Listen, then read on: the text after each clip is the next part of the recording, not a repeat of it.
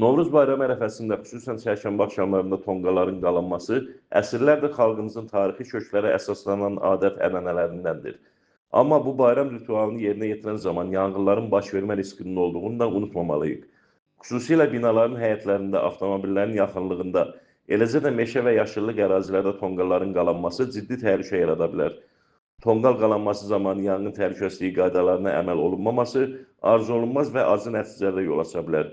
Vətəndaşların diqqətinə çatdırırıq ki, bayram tonqalı, tikili, avtomobil, elektrik naqili, ağac və digər yanan əşyalardan ən azı 50 metr kənarda yandırılmalı, tonqalların ətrafında yığışan azyaşlılar mütləq böyüklərin nəzarətində olmalı, tonqal üzərindən atlanarkən ehtiyatlı olmalı, tonqal tam sönənədək nəzarətdə saxlanılmalı, süfrələrdə yandırılan şamlar nəzarətsiz qalmamalıdır.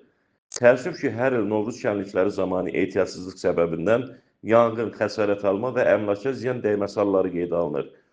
Unutmayaq ki, bir anlıq səhlənkarlıq ağır nəticələrə səbəb ola bilər.